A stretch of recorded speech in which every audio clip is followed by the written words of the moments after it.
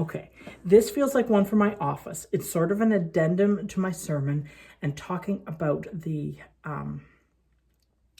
questions that come up around the Virgin Mary and how do we think about this? How do we communicate about this?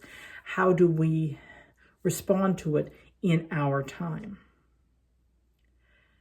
So to go back to the biblical texts, and I said in my sermon incorrectly that the Greek says that Mary said, how can this be? I'm a virgin. She doesn't. She says, how can this be? I have not known a man. That's a very biblical way of saying that she has not ever had sexual intercourse with a man, which is the point that she's making. This term virgin has become very loaded and was very loaded in biblical times as a very clear understanding and a social strata and everything else that is harmful in a lot of ways and that we have been moving away from. It puts so much pressure on one particular way of understanding relationships and sex, and it's usually applied to women and not men, or at least a woman being a virgin is an elevated status, whereas a man being a virgin is a denigrated status.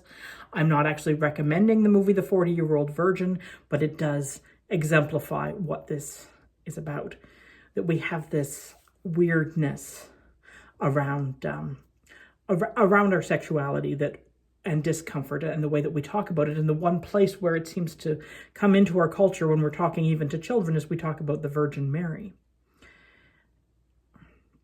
Now, the Old Testament text that the New Testament text is based on, in Hebrew, behold, a virgin will conceive and bear a son. In Hebrew, it says a young woman will conceive. It doesn't specify that she must be a virgin. But when that passage was translated from Hebrew into Greek, which was the common language of the people at Jesus' time and was the likely translation that he grew up with, it said, virgin will conceive. Okay. Now, and again, that all kinds of levels and layers of meaning and why did this happen this way? But you can see that shift. Now, when I was looking at different Bible translations now, the Revised Standard Version, which came out maybe in the 50s, says, Mary says, how can this be? I have no husband. That's not in the original text. That's not in the prophetic text. That's 1950s social values coming through in a translation. What Mary actually says is, I have not known a man. And in the Bible, that's always the code. I've not known a man in the biblical sense. And Mary is in that language is communicating something, but it's not loaded with the meaning of virgin either. It's a little bit more gentle, perhaps. The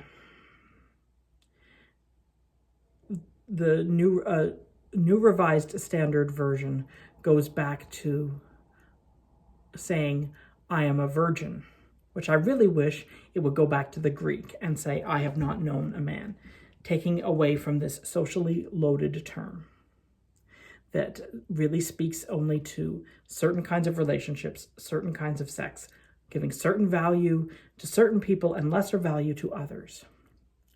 How can we instead come to a better way of understanding and talking? So then we come to this question of, was Mary really a virgin? And for a long time in the progressive church, part of what we would say would be, well, in the biblical world, and this is all true, in the biblical world, it was really common, not just within the Bible, but in the ancient world at the time of the Bible, important kings and rulers were often had a miracle story around their birth. And so we would say now, well, that was the first time it happened. That's the only time it happened that, Mary was born of a virgin. That's different. That's some interesting bit of Catholic doctrine. That Mary was a virgin when Jesus was born.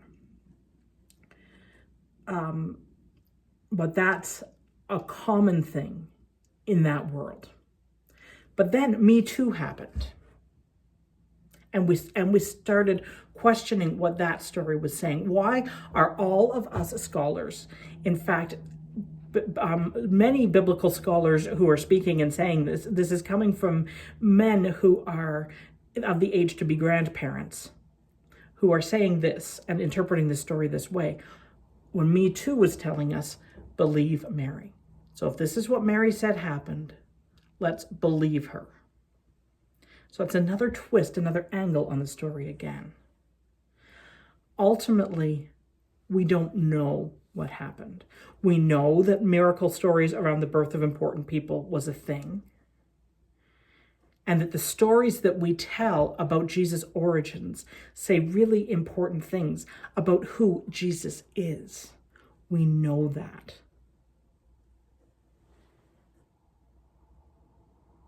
But we don't know what actually happened. We can make up interesting stories. That's the thing, is that we can make up, tell, and know interesting stories.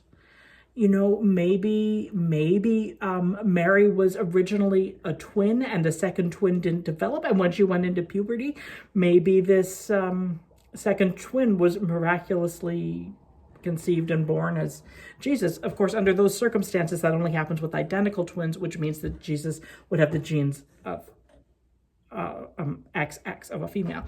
So that's an interesting little bit of story to think of too. But they're just little bits of story.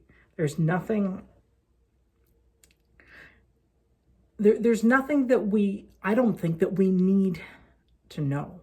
The story is powerful. And Mary's story is very powerful.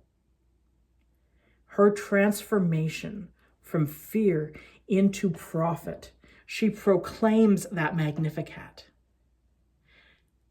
That the idea of Mary, gentle and meek, doesn't capture what she says when the mighty will be thrown down from their thrones and the lowly will be lifted up.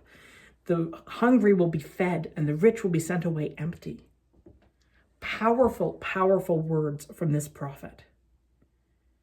And so whatever else we think and we wonder,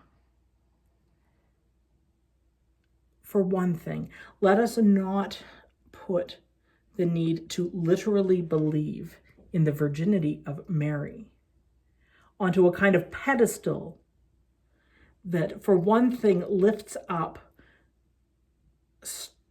ideas about human sexuality that we might not actually really be wanting to lift up. But also, let it not become a stumbling block for somebody who says, well, scientifically that can't happen. You say, well, okay, that's not... Let's not get lost in the weeds of that question either. Let's hear the story as a story. This is the time of year for stories. So tell the stories of Christmas. Tell the story of brave Mary. I imagine Elizabeth as being a little bit eccentric, a lot of fun. For some reason, I imagine her having really big hair.